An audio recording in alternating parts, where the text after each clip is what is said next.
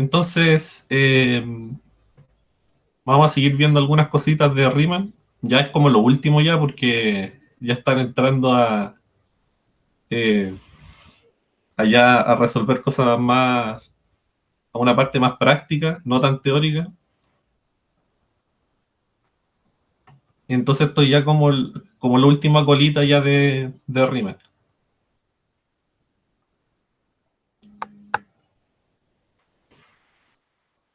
Y hoy día vamos a tratar de ver algo del teorema fundamental del cálculo. Vamos a ver esa fórmula, esta de aquí, que es muy útil, esta de aquí. Yo estoy seguro que esta podría haber salido en la prueba, pero aquí se la quitamos, se la quitamos al profe. Y vamos a ver algunas aplicaciones de eso. Vamos a derivar estas funciones que están acá.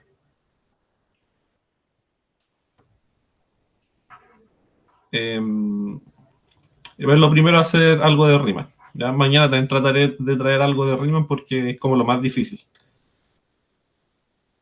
Entonces, este lo saqué directamente del Spivak y nos piden lo siguiente.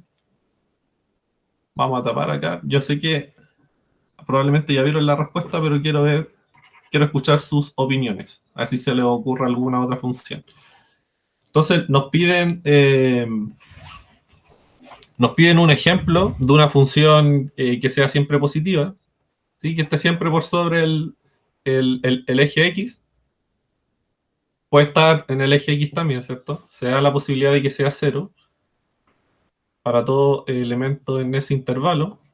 Aquí asumimos que el intervalo cerrado este es el dominio de la f, ¿ya? Aquí no quiero entrar en muchos detalles. Entonces, nos piden una función que sea mayor o igual a cero en cualquier punto del intervalo cerrado, que sea estrictamente mayor a cero en un punto, en algún punto del intervalo, y que su integral sobre el intervalo cerrado sea cero.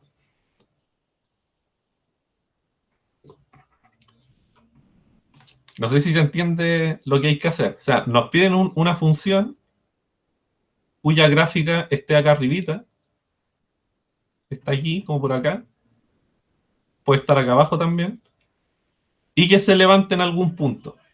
Y que al calcularle la integral, esto nos dé cero. O sea, que tenga el área, que tenga una noción de área nula.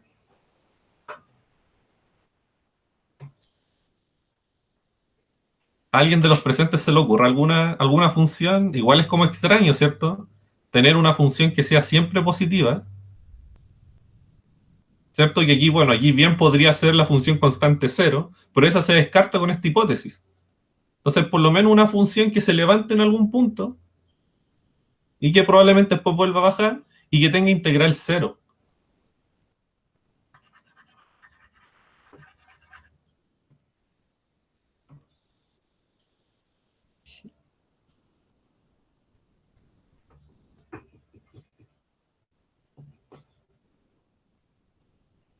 ¿Mm? ¿Hay alguien que se le ocurra algo? Voy a quitarle un poquito, hay que se le quita el zoom, sabe el tiro la respuesta. Yo les voy a dar una opción. Piensen, ¿se acuerdan de la función que era constante? Eh, que era siempre constante, siempre valía cero, pero se levantaba en un punto y después volvió a valer cero. Ese puede ser un ejemplo de lo que nos piden. Esta función que era, la voy a dibujar. Esta función que era así. La trabajamos en algún momento.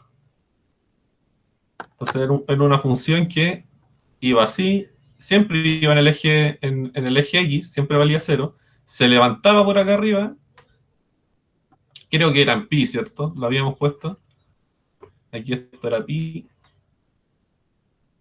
y después seguía. Creo que estaba definida de cero a 4. Pero en realidad sirve cualquier función que tenga esa forma. O sea, puede haber sido una función de cero a uno que se levante en un medio, por ejemplo. Esta función es un ejemplo de lo que nos piden. Fíjense que siempre es mayor o igual a cero. La mayor parte del tiempo es cero, ¿cierto? Y cuando llega a pi, vale un número positivo.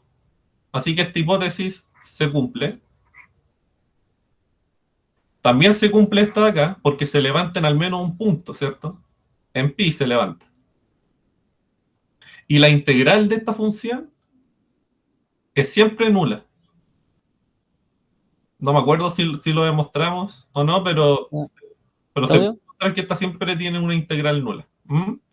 Entonces, en teoría, me sirve cualquier función que tenga un intervalo lo suficientemente pequeño, tal que el mínimo sea cero, para que en la sumatoria me dé cero. Exactamente. Sí, sí. Pero hay que tener cuidado. Exactamente, Lautaro. Esa misma función servía.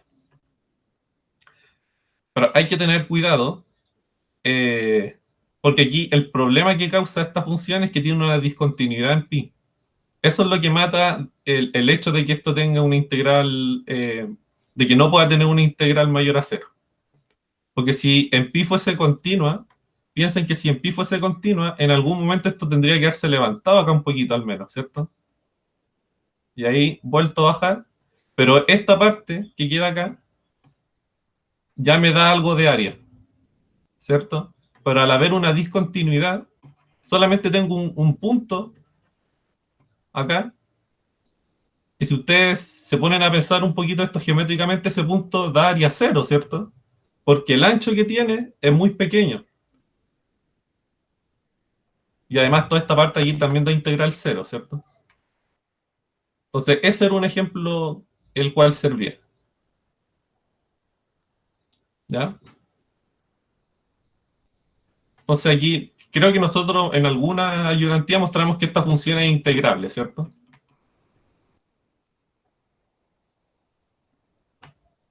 Entonces, hicimos eso nomás, creo que no calculamos el valor de la integral. Pero para calcular el valor de esta integral basta hacer lo que dijo el Esteban. Tómense cualquier partición de este intervalo y van a ver que la suma inferior siempre les va a dar cero. Siempre les va a dar cero. O sea, el L del F, si esta función es F, de P es siempre cero para cualquier partición del intervalo 0,4. ¿Por qué? Porque todas van a contener algún elemento cuyo valor la función va a tomar el cero ahí. Entonces siempre la suma inferior siempre va a ser cero. Los m sub i siempre van a ser cero.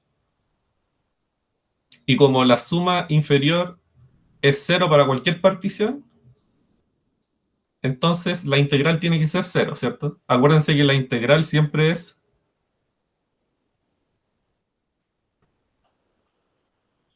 el supremo de las L, ¿cierto? ¿Se acuerdan que esta es como la primera definición que se da? Se toma la suma inferior más grande de todas. Pero estas siempre valen cero. Entonces tienen que tomar el supremo de un conjunto de ceros, cero. Entonces esto es un ejemplo de una función que sirve. O sea, de las que nos piden acá. ¿Cuál es el aprendizaje de este ejercicio? Es que existen funciones que tienen, existen funciones no nulas que tienen integral cero. Ese es el principal aprendizaje que tienen que quedarse con este inciso. ¿Ya? O sea, si f es distinta de cero, puede pasar que la integral sea cero. ¿Ya? Aquí está mal el implica, ¿cierto? Esto puede pasar que...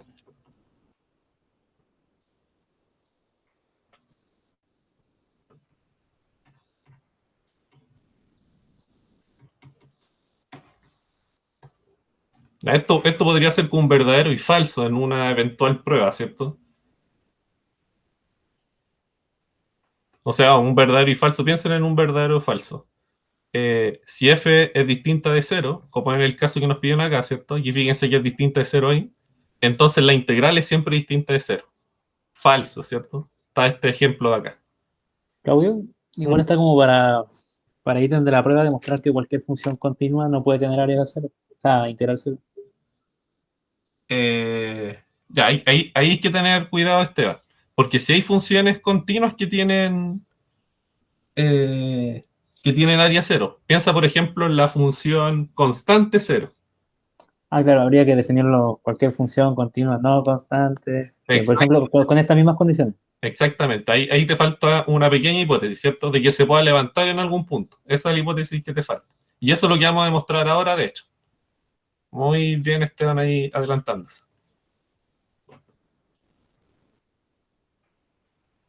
Entonces, ahí está un... Yo no sé si saldrá en la prueba, pero quizás más adelante para los que van a ser ayudantes, aquí tienen ejemplitos para sus eventuales ayudantías. Ah, sí, bueno, aquí yo puse otra función en todo caso. Puse esta, que fue la que trabajamos la semana pasada, ¿se acuerdan? Pero es muy parecida a la de acá, solamente que esta tiene dos puntos de discontinuidad. Aquí está escrita muy fea, pero en realidad esto es mucho más simple de lo que se ve. Fíjense que esto vale x si es que la x se escribe de la forma 1 partido por n. Y en el intervalo de aquí hay tres elementos que se escriben así nomás, por cierto. El 1/3, el 1/2 y el 1.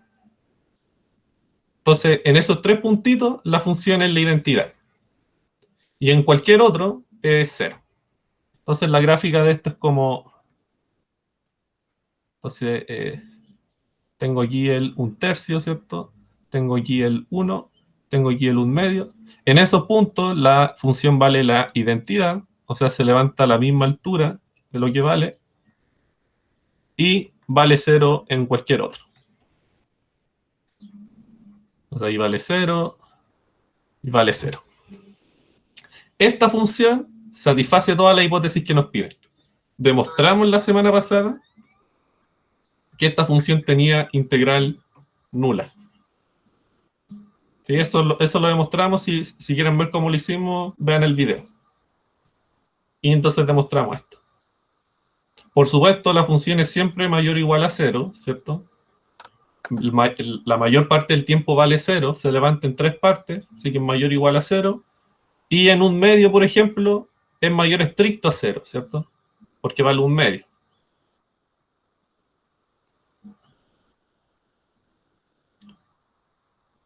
Y además la integral, como ya les dije, vale 0. Entonces aquí tienen otro ejemplo de una función que sirve. En general, cualquier función que sea, que sea la función constante, que sea la función constante 0, que se levante en una cantidad finita de puntos, les va a servir. Entonces, fíjense que este es un ejemplo. Aquí se levanta 3 veces. La de acá arriba se levantaba una vez. Y es porque esos saltitos que dan le entrega área 0 a la función. No tienen área esos puntitos, ¿cierto? Entonces,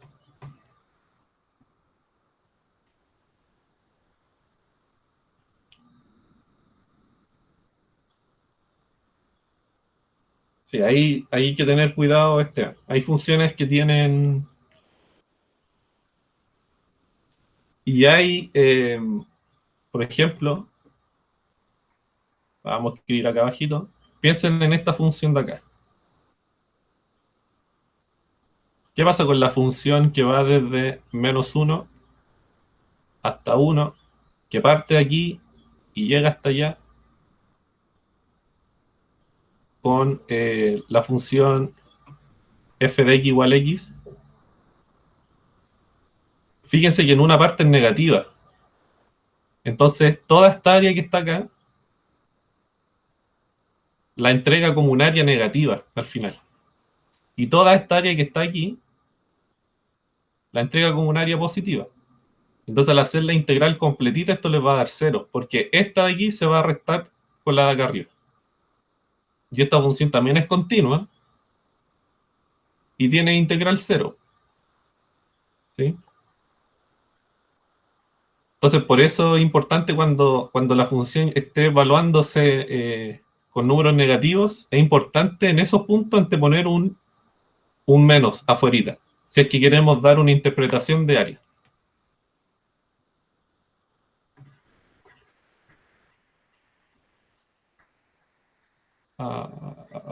Eso. Entonces veamos el siguiente, que es justamente lo que decía el Esteban, pero con un cierto retoque de lo que decía. Entonces supongamos que tenemos una función integrable Ah, bueno, aquí faltó esa hipótesis también, ¿cierto? En la uno.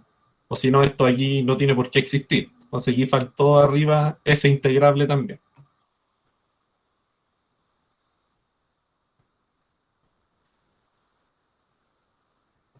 Para que la integral exista al menos. En la b ya lo puse. F integrable en el intervalo AB, suponer eso, positiva o cero para cualquier punto en el intervalo y que además sea continua en un punto x0 que tenga imagen estrictamente mayor a cero. O sea, es como el caso anterior, solamente que ahora estamos pidiendo continuidad en el puntito verde de acá arriba. Y en tal caso, sí que la integral tiene, vale algo distinto de cero. ¿Ya? Y es por lo que les decía yo. Si en este punto verde es continua la función, entonces la función está obligada a levantarse. ¿Cierto? Está obligada a llegar acá y levantarse un poquito, llegar donde está el puntito verde y volver a bajar. Y eso le va a dar un peso a la integral, ¿cierto? Todo lo que está acá adentro le va a dar un cierto área, que va a ser no nula. Y eso es lo que nos pide demostrar el problema. Claudio, ¿Mm? y se puede utilizar la hipótesis de que una función continua siempre existe un intervalo lo suficientemente pequeño tal que la función tenga el mismo valor que... Exactamente, muy bien, Esteban. Vamos a ocupar justamente eso. ¿Sí? En cálculo uno demostramos eso, pero aquí lo vuelvo a mostrar. De que si ustedes tienen una función, entonces tienen aquí una imagen positiva, ¿cierto? Una f de x0, como en nuestro caso, y la función es continua ahí, siempre hay un intervalito acá alrededor del x0 en donde la función es positiva, en donde los vecinos de x0 también toman imágenes positivas. Eso es lo que dice el Esteban. Y eso es justamente lo que nos da que la integral tenga un valor no nulo en esa parte, ¿cierto? Todo esto de aquí va a sumar. No así el caso de acá, po. Aquí se pegaba el salto para arriba y después la función volvía para abajo y no pasaba nada entre medio, ¿cierto? Por eso la integral seguía valiendo cero. Pero acá no. Acá tiene que subir continuamente y después bajar de nuevo continuamente.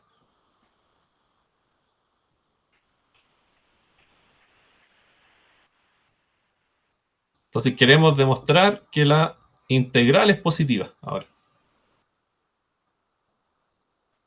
Entonces fíjense la estrategia que vamos a usar. Como la f es integrable, ya veo esta parte, la que está más arribita, pero como la f es integrable, siempre se tiene que cumplir esto, ¿cierto? Para cualquier partición,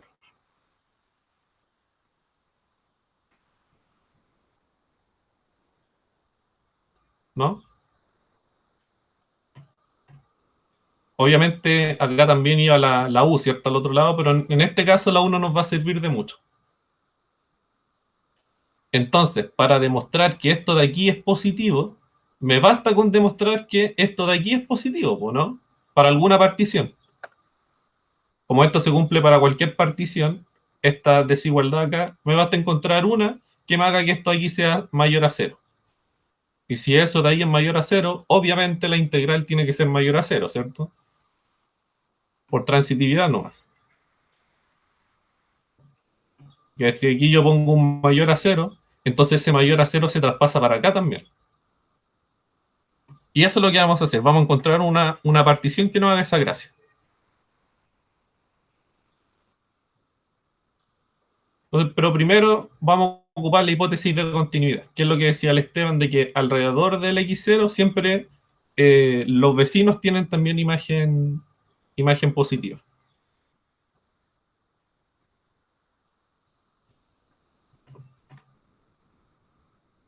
Ya, si tienen dudas, me paran, ¿no? Allá. Entonces, acuérdense qué significa ser continua.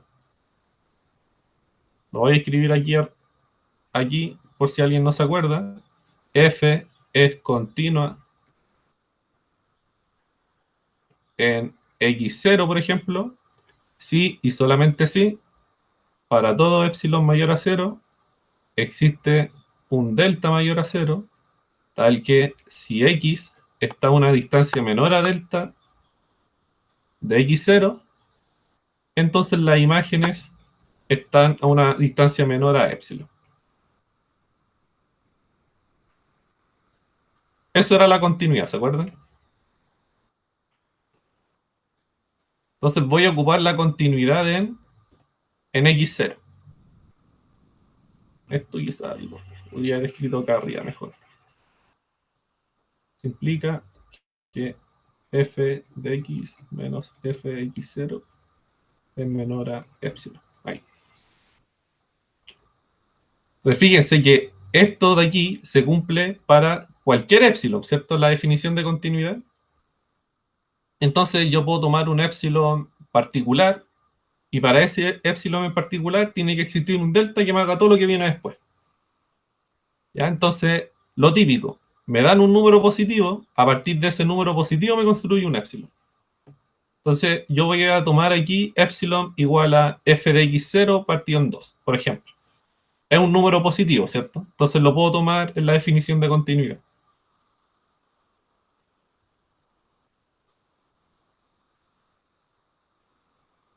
Es un número positivo porque f de x0 es positivo. Acuérdense que aquí está eso escrito. Entonces, por continuidad, vamos a tener que existe un delta, ¿cierto? Va a existir un delta que me hace todo lo que viene después de la definición, ¿cierto? O sea, que si x pertenece a este intervalo, que es lo mismo que el valor absoluto de x menos x0 sea menor a delta, ¿cierto? Está escrito de otra forma nomás. Entonces, si x está en ese intervalo, entonces las imágenes están a una distancia menor a el epsilon que escogí. ¿Ya?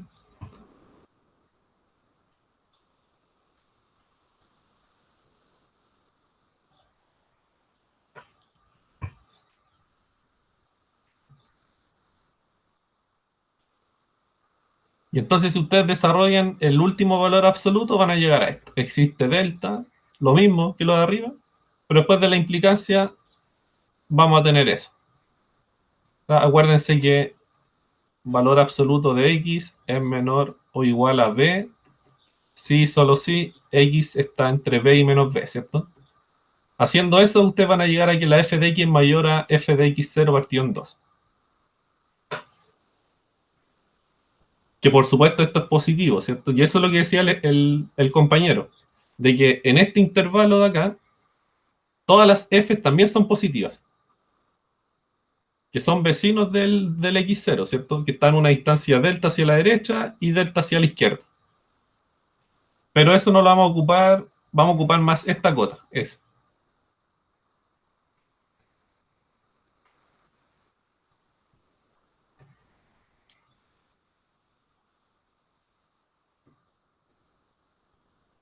Entonces aquí ustedes tienen el intervalo, tienen a x0, que tiene una imagen aquí positiva, ¿cierto? Está como por acá arriba. ¿Y qué es lo que les dice la continuidad? Que si se corren aquí un intervalo x0 más delta, x0 menos delta, todas las f que están acá adentro tienen imagen positiva también. O sea, todas las que están aquí también tienen imagen positiva. Ahí.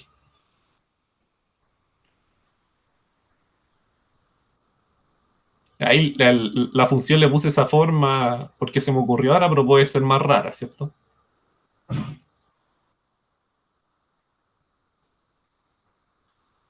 Y eso. Entonces vamos a guardar esa hipótesis, ¿ya? Todas las x que están acá, me tomo una x aquí, entonces su imagen va a estar acá, va a ser positiva también. Aquí. Esta es la f de x.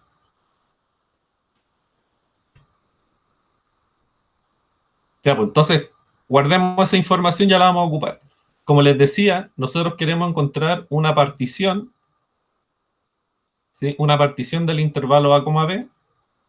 El intervalo a, b, piensen lo que es como la línea negra que dibujé ahí, que haga esta gracia de acá. Quiero encontrar una partición P', ¿sí? Le voy a poner una prima para diferenciarla del P que sale acá, pero da lo mismo.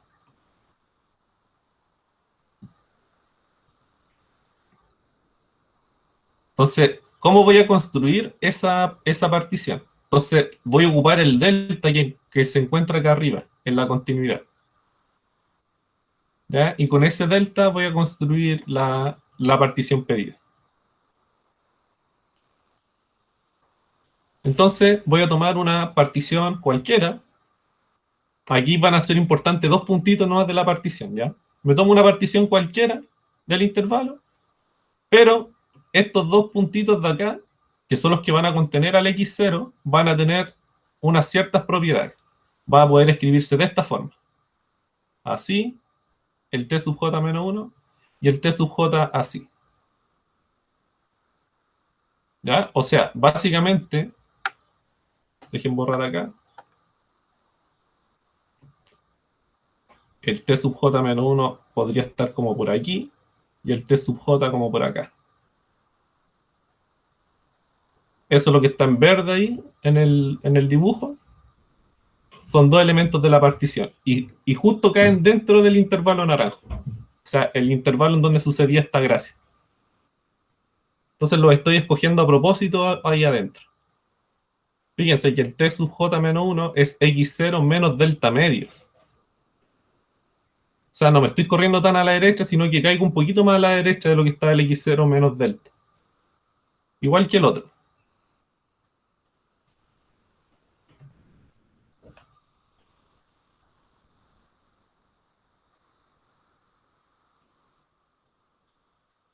Entonces, esa es la única gracia de la partición.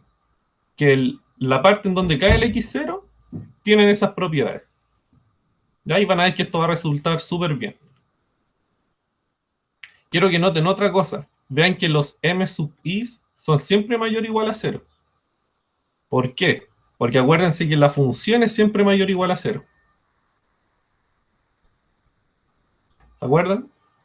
Entonces, como los m sub i dependen directamente de lo que es f de x, acuérdense que son los fx más pequeños en un cierto intervalo, entonces los m sub i también van a ser positivos siempre, o 0. Y ahí eso también va a ser importante. Entonces tomemos la suma inferior con respecto a la partición que puse acá arriba. Entonces, como siempre, la definición de suma inferior es esa, ¿cierto? Y como yo sé que en J pasan cosas raras, voy a separar la suma. Me va a quedar esta primera suma con los J menos un términos primero, el término J décimo, y después todos los que siguen. ¿Ya? Y acuérdense que yo quiero demostrar que esto de aquí es siempre mayor a 0. Ese es mi objetivo. Entonces fíjense que como los m sub i son siempre mayor o igual a 0, y por supuesto esta parte de aquí también es siempre mayor o igual a 0, porque es la diferencia de un número mayor menos uno menor, ¿cierto? ¿Qué va a pasar con estas sumas? Van a ser sumas de cosas positivas. Entonces, todas esas sumas, estas 2 sumitas que están ahí, son siempre mayor o igual a 0. Entonces yo esto lo puedo acotar por solamente esta parte de acá. Porque yo sé que los otros 2 términos son positivos, entonces obviamente esa suma triple que está ahí va a ser mayor a la suma a solamente este término acá.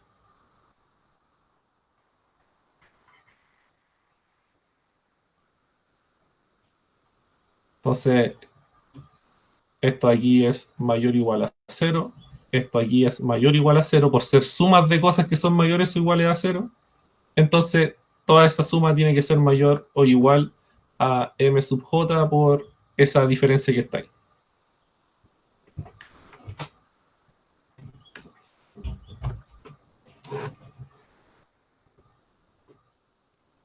Entonces me basta con demostrar que esto de aquí es mayor a 0, para demostrar que esto de acá es mayor a 0.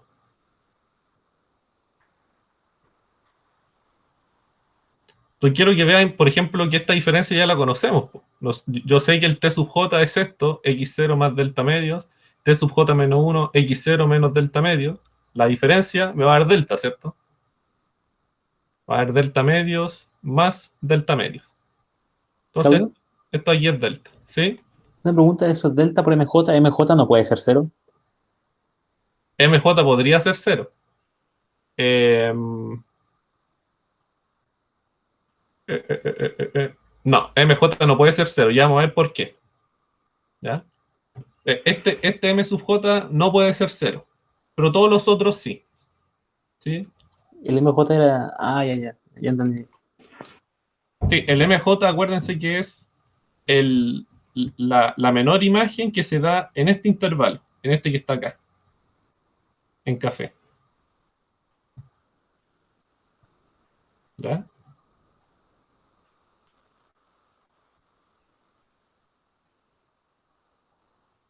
Entonces, aquí va a ser importante el significado de ínfimo. ¿Se acuerdan lo que es el ínfimo? Acuérdense que el MJ, por definición, es el ínfimo del siguiente conjunto.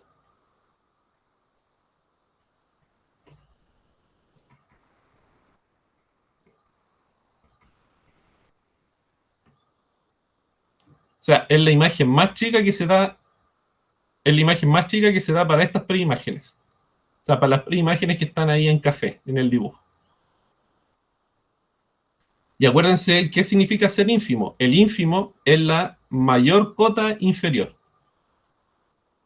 O sea, ustedes toman el conjunto de todas las cotas inferiores, o sea, todos los elementos que son menores a todos los elementos de acá, toman la mayor y ese es el ínfimo. Es como raro, ¿cierto? Pero así se define el ínfimo. Es como el supremo, que es la menor cota superior.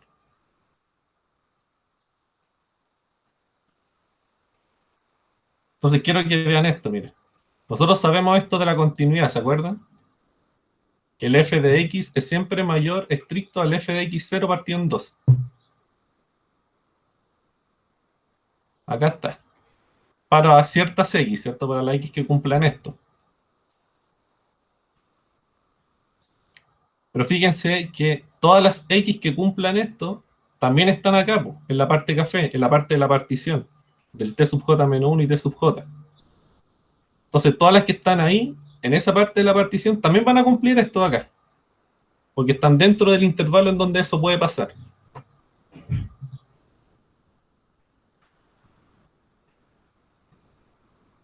Entonces, aquí yo le escribo eso. F de x es siempre mayor estricto a f de x0 partiendo para cualquier elemento en la partición, ¿cierto? Yo sé que pasa en un intervalo más grande, pero pasa en ese chiquitito, ¿cierto? Pasa en todo el intervalo naranjo que está puesto ahí. Pero a mí me interesa que pase en el intervalo café nomás.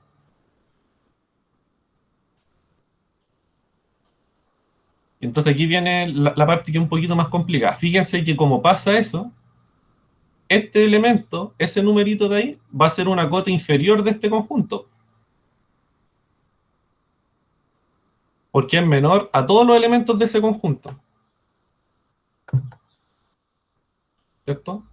Es una cota inferior.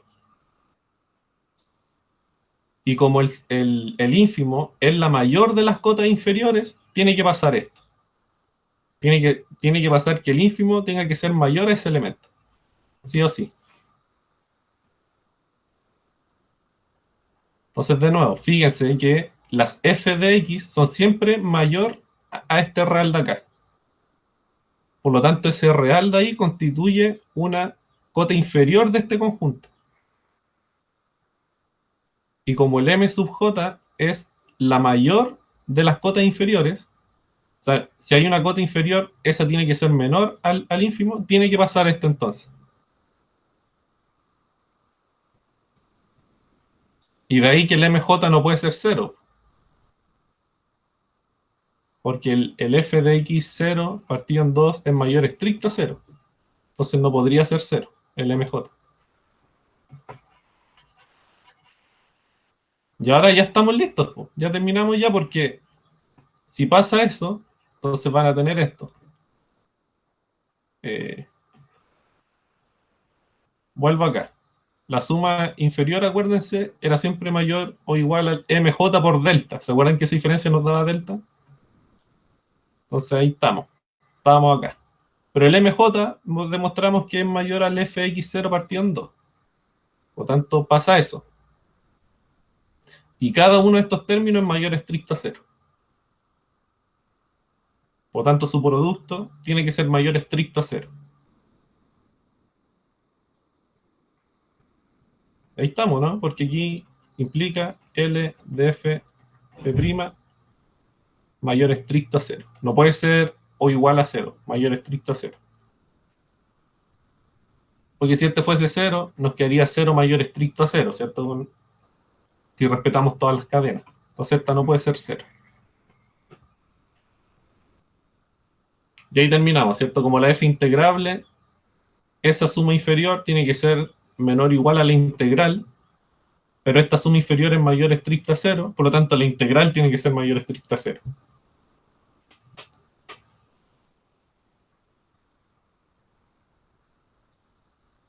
Bueno,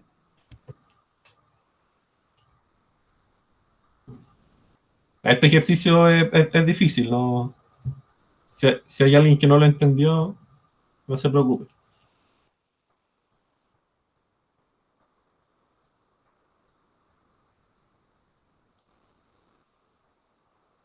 Sí, es entender bien los intervalos nomás. ¿Ya? Entonces, si hay dudas, por favor me escriben al chat. Quiero ver ahora, este ejercicio lo vamos a ver mañana probablemente. Quiero ver los de acá, que son un poquito más prácticos, ¿ya?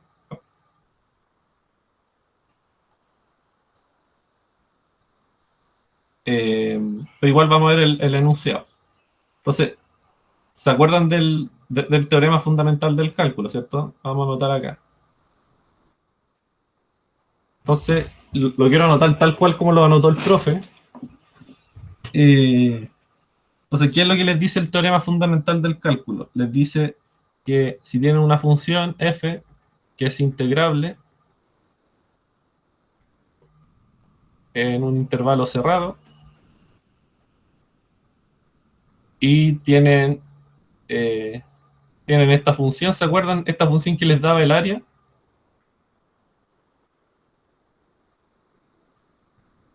de f, ¿cierto? De f chica. Extraña la función, ¿cierto? Pero esta demostraron que era continua en clase. Entonces, probablemente en clases demostraron que si la f chica es continua,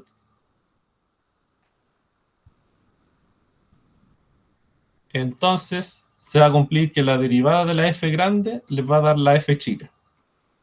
¿Se acuerdan de eso, más o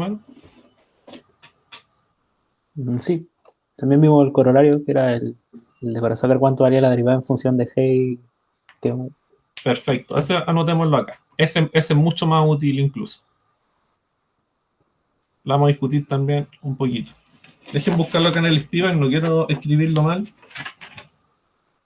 Acá está. Entonces, este es el teorema fundamental del cálculo, está acá. Si la f que está acá adentro es integrable y es continua además en un punto x, entonces esta función usted al derivarla con respecto a x les va a dar justo lo que está adentro, el valor de lo que está arriba. ¿Ya? Y también vieron un corolario, ¿cierto? Que este probablemente lo vamos a ocupar harto, quizás mañana. Que les dice que si tienen la función esta continua, la chiquitita que está acá adentro, continua, eh, y tienen que existe una función g tal que lo que hace que al derivarla les dé la f, ¿ya? Esto es lo que ustedes más adelante van a llamar primitiva o antiderivada. Se va a cumplir lo siguiente, que la integral de a b de f va a ser simplemente g evaluado en b menos g evaluado en a. Ese corolario es súper poderoso y el que se ocupa en todos lados. O sea, el que van a ocupar probablemente para integrar siempre. Para encontrar el valor de una integral, les basta encontrar una antiderivada, una primitiva. Les basta encontrar una función g que les haga esta gracia de acá. Aquí voy con eso. ¿Se acuerdan que para integrar esto hicimos el medio leseo y nos dio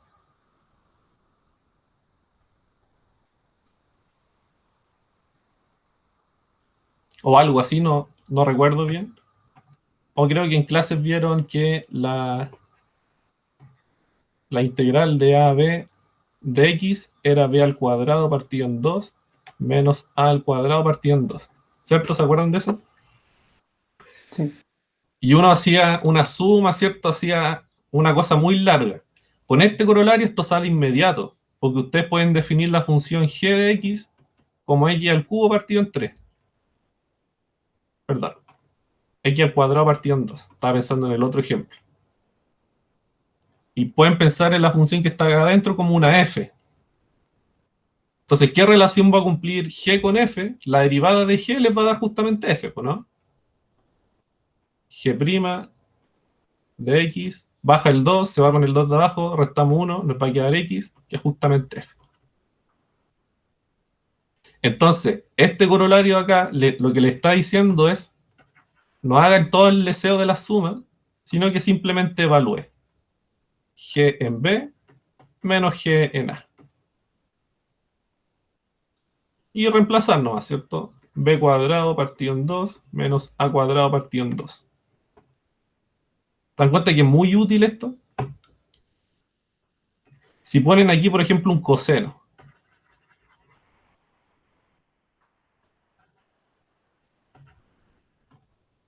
Coseno de x. ¿Qué eje tomarían para aplicar el corolario? Cero. Seno, ¿cierto? Seno Tiene- de menos seno de.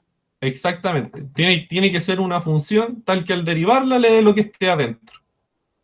Entonces tomemos seno. ¿Por qué me sirve seno? Porque yo sé que g' es coseno. Entonces aquí acuérdense que esta es la f chica. Entonces esto les va a dar la f chica. Entonces, ¿qué es lo que les dice el teorema fundamental del cálculo? Que es el corolario realmente, ¿cierto? No haga todo el deseo de la suma, sino que evalúe en la antiderivada, ¿no? Esto es g de b menos g de a. O sea, seno en b menos seno en a. ¿Se dan cuenta que es muy útil? Entonces, todo el deseo ese que hacíamos con las sumas, con los épsilon, las particiones, que es muy difícil de entender, se soluciona todo con este maravilloso corolario. O sea, todo el trabajo se reduce a encontrar una antiderivada.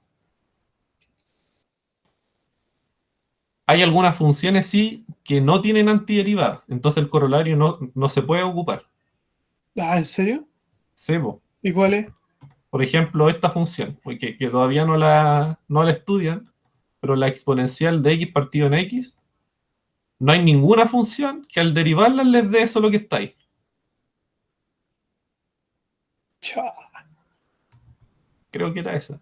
Sí. ¿Y ahí qué se hace? ¿Se llora con la integral, no? Se No, deja como expresada. ahí se puede hacer, bueno, ahí los físicos probablemente van a ver muchas técnicas de integración con computadores, programando y cosas. Lamentablemente los matemáticos no tienen un ramo de programación así bueno. Pero lo que podrían hacer acá es hacerlo a lo clásico nomás, po. Desarrollar las sumas de Riemann, las que siempre hacemos, y aproximarlas. ¿Se acuerdan que la semana pasada aproximamos una integral?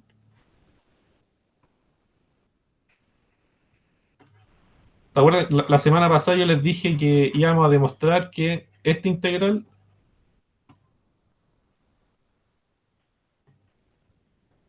era 2/3. ¿Se acuerdan? Demostrémoslo. ¿Qué función al derivarla le va a dar la raíz cuadrada de x? Bueno, esto es un poquito difícil encontrarla, pero es esta.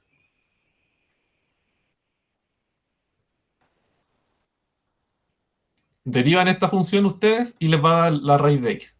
O sea, tendrías que buscar al fin y al cabo que la derivada se le resta 1 arriba. Y te quedan 3 medios menos 1, 1 medio. Sí, exactamente. Entonces, al derivar baja el exponente y se resta 1 arriba, ¿cierto?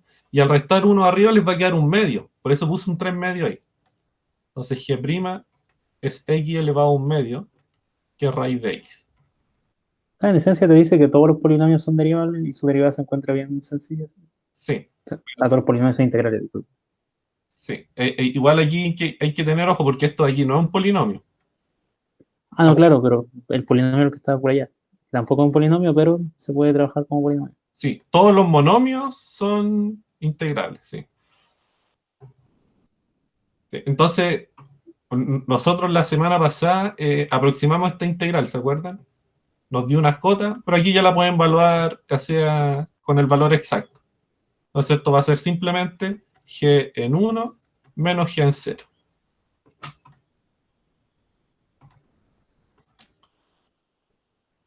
Por supuesto que g en 0 vale 0, ¿cierto? Es poner el cerito acá y ya 0. Y este de aquí vale justamente 2 tercios.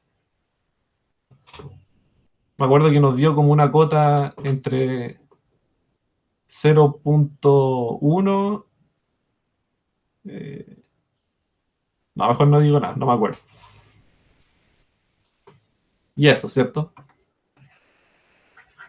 Entonces, uno puede generalizar esto y poner acá arriba cualquier función, utilizando simplemente la regla de la cadena, ¿cierto? Si pongo aquí un x cuadrado, ¿cómo derivo eso? Bueno, tengo dos funciones compuestas, ¿cierto? Tengo la función x cuadrado y la función esta de acá, así solita. Entonces aplico regla de la cadena y me va a dar algo. Y eso era lo que queríamos hacer en el ejercicio 2. Encontrar la derivada de esto si es que los límites de integración tienen cualquier cosa que dependa de x. No solamente x, como en el teorema fundamental del cálculo, sino cualquier cosa. Y uno puede demostrar que lo que da es esto de acá abajo. O sea, en principio uno trabaja con que f y g derivables, por lo tanto son continuas, por lo tanto si son continuas f es derivable y la derivada es el valor evaluado, así que lo puedo hacer por la cadena. Y la saco, ¿no? Sí, pues exactamente, hay que separar esta cosa, hay que tratar de dejarlo todo en esta forma. Mira. Pero Claudio, eso sirve para construir una integral que depende de dos variables. Sí. Eh, Es como si yo colocara los límites de integración de arriba de x, el otro ahí. Ahí sí, poner aquí, por ejemplo, una i. Claro, claro, definido dentro del mismo intervalo y que todo tenga sentido. En ese caso, lo que está acá abajo va a contar como una constante. Si es que la función que está acá afuera solamente depende de x. Entonces, Ah, ya. esto uno lo domina como un número nomás. ¿Ya? Sí. Entonces se reduce a este caso de acá, pero compuesta con otra función más. Mañana vamos a explicar mejor eso. El tema es que da esta expresión de aquí. Al poner una función g acá arriba, que dependa de x, y una función f, que dependa de x también, entonces la derivada de la f grande les va a dar lo siguiente. Les va a dar la función de adentro evaluado en el extremo superior, multiplicado por la derivada del extremo superior, menos la función de adentro evaluada en el extremo inferior, multiplicada por la derivada del extremo inferior. Devuélvanse al caso clásico, a este caso de acá, en donde el extremo inferior es una constante y el extremo superior es la función identidad. Veamos si se obtiene la fórmula que se tiene en el teorema fundamental del cálculo. Entonces hacemos g de x, entonces aquí comprobar. Hacemos g de x igual a x y hacemos a f de x una constante. Y veamos si nos da h de x, ¿cierto? Eso tendría que dar. Entonces fíjense, f', al ser una constante la f, esto es 0. ¿Sí? Porque la f' se vuelve 0, entonces todo eso es 0. Fíjense que la g' es 1 por la derivada de x. Y el g de x es x. Entonces todo esto aquí les queda justamente h de x. Entonces esto funciona bien como una generalización, al menos cuando bajamos al caso clásico. ¿Sí? Acuérdense que el caso clásico es poner aquí una x, es poner aquí alguna constante, a. Entonces la derivada les tiene que dar lo que está dentro nomás, evaluado en x. Claudio, una pregunta, pero ¿y esa composición de qué funciones son? Ahí, buena pregunta, ¿cierto? Quiero que lo piensen mejor Hmm, con este integral. A ver si les va a quedar un poquito más claro. Piensen en este integral de acá, o en esta función en realidad. G de X, vamos a poner una constante acá abajo. Yo les digo que esta función de acá, la que está escrita en naranjito, es composición de dos funciones. Es composición de esta función. Uy, tiene que ir un T acá, ¿cierto? No puede ir la misma X de arriba. Y esta función de acá. Esta de aquí la evalúo en esta de acá. Piensen que esto es como una función g de x, por ejemplo. Entonces, si ustedes hacen g de x evaluado en g minúscula de x, le va a dar justamente la f grande. ¿Dan cuenta que es composición de esas dos funciones que yo sé derivar? Yo sé derivar esta, por el teorema fundamental del cálculo, ¿no? Entonces, para derivar f grande, aplico regla de la cadena, ¿no? Porque es una composición de funciones. Lo complicado es poner esto acá, ¿cierto? Pero ahí lo vamos a ver mañana.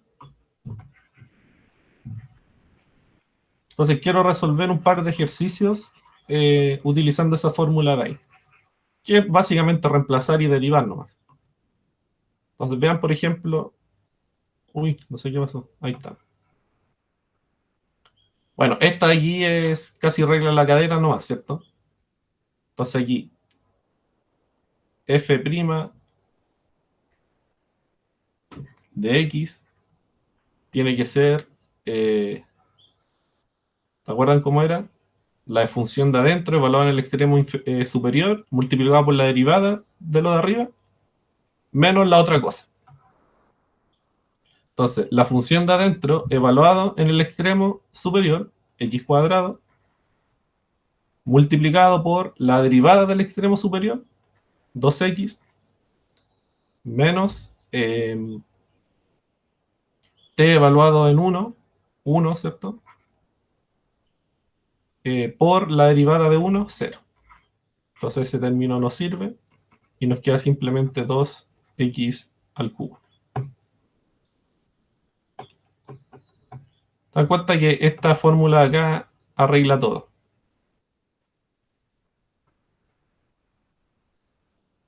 Que en realidad no quiero que lo vean como una fórmula, sino que quiero que entiendan por qué da eso.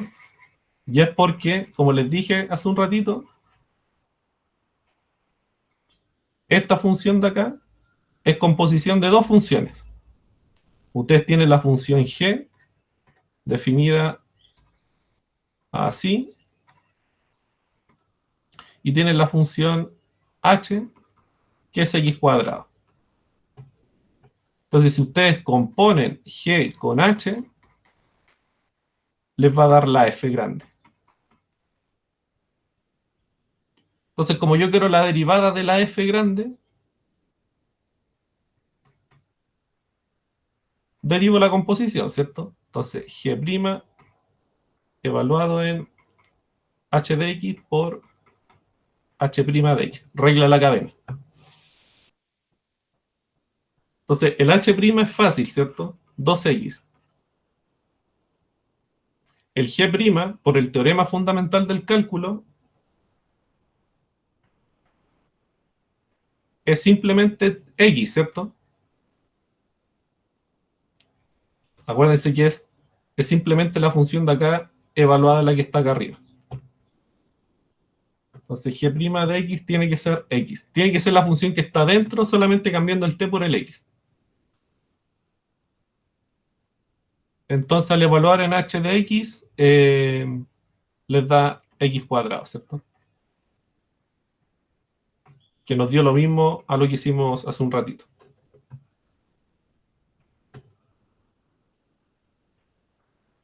Entonces, eso es lo que les da la primera derivada, ¿cierto? Ahí está. Aquí no hay mayor explicación, sino que lo pusimos no es porque la fórmula estaba acá arriba, ¿cierto? O sea, Claudio, una pregunta. ¿Mm? Pero lo de que, ¿cómo se llama? Que G derivado en X sea igual a X. O sea, que F derivado sea igual a Fx. Eso estoy diciendo, ¿no? ¿Cómo, Esteban? Cuando tú dices que G derivado de X es igual a X, estás utilizando que cuando una función es continua, la derivada de la función es igual a la función evaluada en el punto. Es exactamente, estoy ocupando el teorema fundamental del cálculo ahí nomás. Pero en ese caso, para utilizar el teorema fundamental del cálculo en esa aplicación, tendría primero que ser, o sea, en este caso sí, pero en otro no podría saber si es continua necesariamente, ¿no? Ah, claro, sí, aquí faltó decir de que lo que está dentro es continuo, ¿cierto? A eso te refieres, ¿cierto? Claro, porque, por ejemplo, en este caso es facilito y me imagino que en otros también, pero voy a haber casos donde no pueda llegar y decir, ah, aquí está. Exactamente. Sí, pero aquí, bueno, sí, tienes toda la razón. Aquí siempre hay que justificar por qué se puede ocupar el teorema. ¿Sí? Aquí acuérdense cómo era el teorema. Está acá. Entonces, la f tiene que ser integrable primero, po, lo que está dentro, que es más fuerte que ser continuo. Y, eh, y además tiene que ser continuo, ¿cierto? Entonces, en los puntos en donde es continua, esto funciona. ¿Mm? Pero como la t es siempre continua, la función t, lo que está acá adentro, siempre es continuo, va a ser un polinomio. Entonces podemos ocupar el teorema como queramos, ¿no? Entonces aquí la derivada de esto, por teorema fundamental del cálculo, que es lo que está acá, es simplemente lo que está dentro evaluado en x. Fíjense, la derivada de la f grande es lo que está dentro evaluado en x. Entonces, ¿qué es lo que está dentro acá? Es t. Entonces, evalúo t en x, es x. De ahí queda. Entonces, en el caso en el que acá arriba tengan la función identidad, aplican al tiro el teorema fundamental del cálculo. Ah, y acá abajo una constante también. ¿Ya? Entonces, si hay funciones más raras, como en el caso A, por ejemplo, que hay una parábola arriba, entonces tienen que hacer la composición primero. Fíjense que en el caso B podemos llegar y ocupar el teorema fundamental del cálculo, porque acá arriba está la función identidad. Y lo que está acá adentro es continuo en cualquier punto, entonces se puede llegar y ocupar. Veamos cómo nos queda el B, ya terminando ya.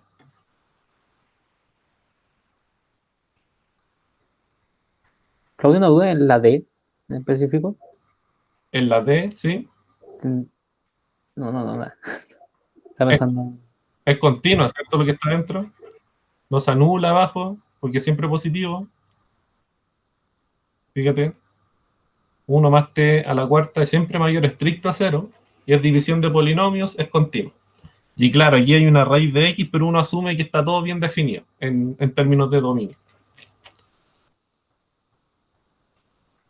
Entonces, fíjense, en la B, la derivada de la f, como lo que está arriba es simplemente la identidad, entonces podemos ocupar el teorema fundamental del cálculo al tiro, ¿no?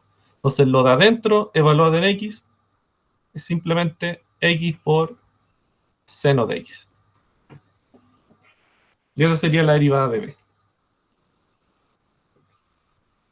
Demasiado simple, ¿cierto?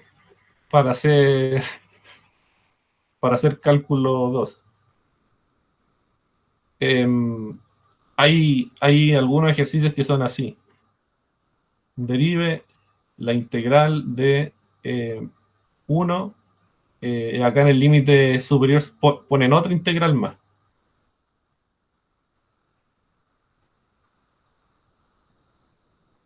No sé, seno de t por coseno de t de t. O sea, en el límite superior hay otra integral. Entonces hay que ocupar, yo ocuparía esto de acá, ¿cierto? Entonces primero lo que haría es derivar lo que está arriba, ¿cierto? Porque yo sé que en algún momento me va a salir la derivada de lo que está arriba, pero para derivar eso es derivar una integral. Y ustedes saben derivar integrales. Yes. Me acuerdo que en una prueba me salió esto, pero acá aquí arriba me salió otra integral acá arriba. O sea, en el límite superior de la integral que ya estaba en el límite superior, me salía otra integral. Claudio, no duda, el límite inferior no juega ningún chiste. Sí, hasta el momento los ejemplos que hemos visto no, ¿cierto? Puede ir cualquier número y no pasa nada, ¿cierto? Pero fíjate, por ejemplo, en el C. En el C ya hay algo que depende de X. Entonces ahí ya tiene que tomar un papel más fundamental. O en el D, por ejemplo.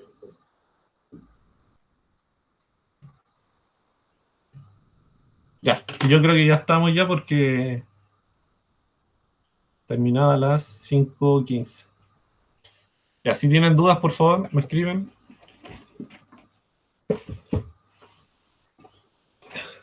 Estoy pensando qué traer mañana.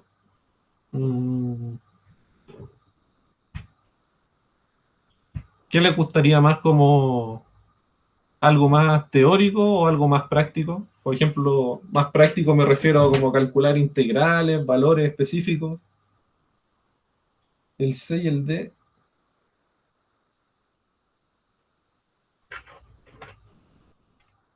Exactamente, sí.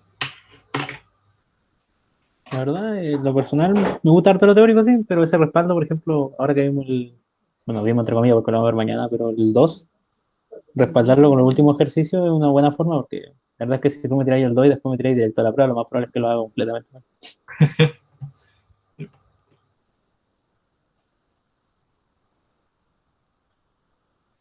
Ah, ya, perfecto, Lautaro. Sí.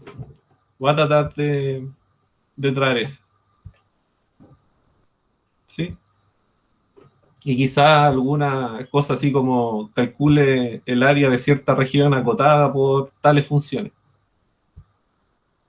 Todavía tengo duda con esas de acotadas sobre ciertas regiones. Si yo no me hago una idea de cómo el gráfico de la función, tengo que hacer un show gigantesco para saber si una función es más grande que otra. Es que es el problema del cálculo 1 que hemos tenido, porque uno en cálculo 2 al principio lo que hace es aprender a graficar funciones y ustedes no lo pasaron. Uno aprende a graficar funciones, ¿cachai? En una parte de cálculo 2 con derivada y cosas. Y eso servía mucho para esta clase de ejercicios de los que habláis tú. Pero el profe no les va a poner nada horrible, o sea, no les va a poner una tangente de x cuadrado, o no sé, o con algo más feo adentro. Les va a poner polinomios y cosas sencillitas. Y creo que hicieron uno en clase, ¿cierto? Calcularon un área en clase, que es un ejemplo que está en el mismo Spivak. Ya, pues entonces nos vemos mañana, si es que pueden venir. Y que les Oye, vaya. de casualidad, ¿tú crees que en la prueba entre algo que utilice así como principalmente el teorema del supremo? Como Careparo, el profe llega y nos dice ya una demostración así como fundamental, toma. No Porque sé. siempre saca una de esas preguntas que son complicadas. Me acuerdo de la última prueba cuando sacó una que era una función que tenía como un phi y se integraba y después te daba como, perdón, se derivaba y te daba como otro phi que dependía de otra función. Oh, esa cuestión sí está terrible, Entonces, terrible feo. Sí, sí, me acuerdo. Puede ser, no sé, yo. Pero ustedes han visto Supremo y cosas así, pues si lo vieron antes de ver integrales, pues. Entonces, yo igual lo estudiaría si lo vieron en clase. mm, es meterse con conjuntos. Sí, pues, de cotas inferiores, cotas superiores. Así que igual traten de estudiar todo lo posible.